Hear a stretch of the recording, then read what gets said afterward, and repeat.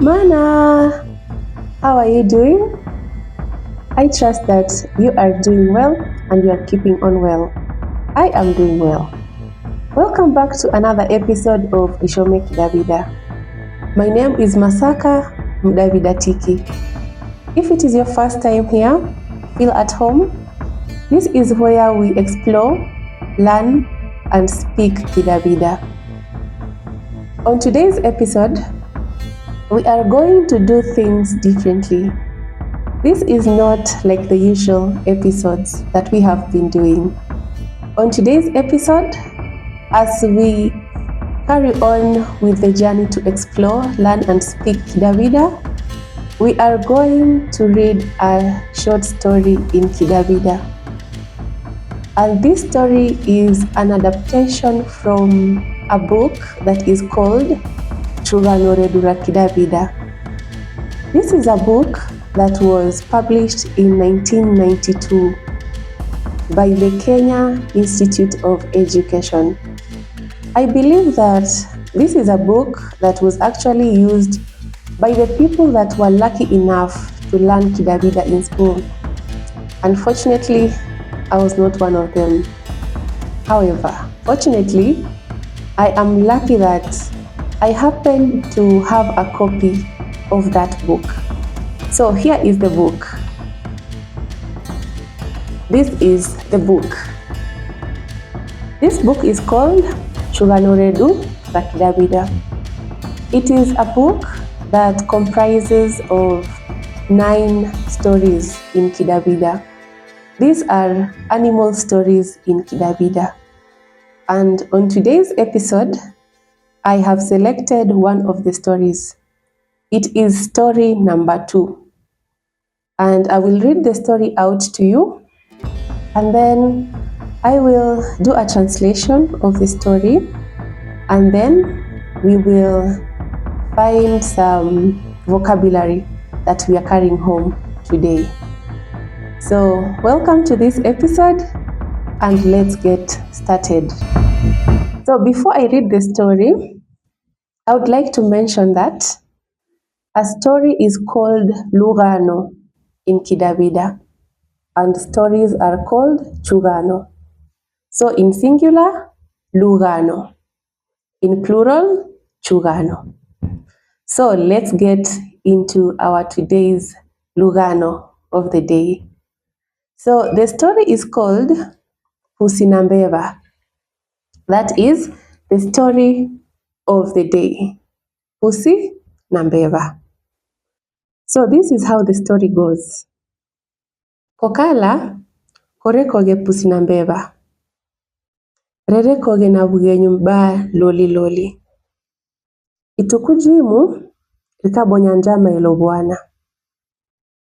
Vikagwa ngubora borigokie na vadu vigokie na ndigi. Ndoyendaswa vikalala irilumalo kesho vibuke na kesho.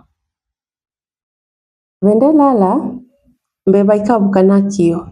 Ikaja ngubo rose na turua malanga. Na Pusi ondabuka na kesho ukabona sejingubo turulo malanga. Ubokoni Pusi ukaboka kubingisa Mbewa. Ela Pusi ndo uchebo na Mbewa. Nao kufuma ijo ituku mpaka lino. Pusi udabingisa ka Mbewa. Lugano lwa siria aho. So I will do this. I will read a sentence and then I give a translation of it until the end of the story. And then after that, I will give the few vocabulary that I've spotted that we are taking home today. So let's go. Kokala korekoge Pusi na Mbewa. Long ago, there was a cat and a rat. Rerekoge na bugenyu mba loli. They had great friendship. Itukujimu rikabonya njama ilo bwana. One day, they agreed to marry each other. Vikagwa ngubora borigokie na vadu vigokie na ndigi. They bought beautiful shoes and clothes of course, meant for the big day. Ndoendaswa vikalala eriluma lwa kesho vivuke na kesho. When the evening came, they went to bed early so that they could wake up early the next day. Vendalala Mbewa ikabuka nakio ikaja nguvo rose na kuriturua malanga. While they were sleeping, the rat woke up in the night and ate the clothes that they had bought and made holes on those clothes. Now kusonda bukana kesho ukabona seji nguvo turilo malanga. When the cat woke up the next day, he saw how the clothes had been torn. Ubokoni Pusi ukaboka kubingisa Mbewa. Therefore, the cat started chasing away the rat. Ela Pusi ndo uchebo na Mbewa. But the cat never got to find the rat. Now kufuma ijo ituku mpaka linu Pusi udabingisaga Mbewa. Since that day to date, the cat chases away the rat. Now I can give a little recap of the story so that you can get it clearly. So the story is about the cat and the rat.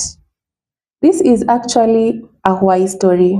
It is a story that explains why the cat and the rat are enemies.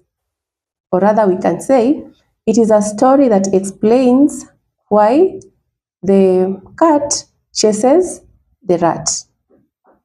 So the cat and the rat were good friends and they decided to get married. They went and bought beautiful clothes and shoes in preparation for the big day. And as they were sleeping in the night, the rat went ahead and ate the clothes and made holes on the clothes. And then, of course, the rat disappeared. So when the cat woke up in the morning, ready for the big day, he found that the clothes were torn and the cat was not there. So he went out of his way to find the rat, but he never found the rat. And since then, he has been looking for the rat. And that is why the cat is always chasing the cat. At the end of the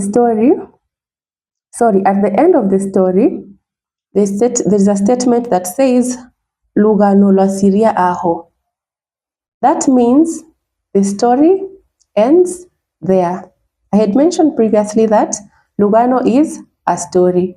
So Lugano lwa siria aho simply translates to, that is the end of the story. Now let's look at some of the vocabulary that we are taking home today. The first one is the title, Pusi na Mbewa. Pusi is a cat. Mbewa is a rat. The other word is vugenyu. And some of our dialects say vugenyi. Vugenyu or vugenyi. And that is friendship. Vugenyu or vugenyi refers to friendship. The other terminology is lobua, which comes from the sentence itukujimur kabonyanjama yelobuana. So it is coming from the word yelobuana. Lobua means to marry. The next word is nguvo. Nguvo refers to clothes. Vadu. Vadu are shoes. I have definitely mentioned this before. A shoe is chadu. Shoes are vadu. The other terminology is lumalwa kesho. Lumalwa kesho is morning. And early morning is na kesho. Lumalwa kesho, morning. Na kesho. That is early morning. That comes from the sentence ndoendaswa vikalala irilumalwa kesho vivuke na kesho. The other vocabulary that we are taking home today is vuka. Vuka means to get up, kuamka in Kiswahili. That comes from the sentence, Venda lala Mbewa ikavuka. The rat woke up, or the rat got up. And then the other word is turua. In this story, the verb comes from the word kuriturua turua, which is actually a reduplication, but the verb is turua. So turua is kutoboa in Kiswahili. And then malanga. Malanga are holes. Ilanga is a hole. Malanga are holes. So ilanga, malanga. Hole, a hole, holes. And then the other word is vingisa. That comes at the end of the story. Now kufuma ijo ituku mpaka linu usiuda vingisa gambeba. Vingisa. Vingisa means to chase, and the synonym is vinga. So one can use vinga or vingisa. And finally, lugano, which I had already mentioned. Lugano is a story. Thank you for tuning in into today's episode. This is one of the tactics that we shall be using as we continue to explore, learn and speak this amazing Kidawida. Once in a while, I will be reading out stories, and I will also explain the stories, and we will also get some vocabulary from the stories. Thank you so much for the continued support. See you in my next episode. Au revoir.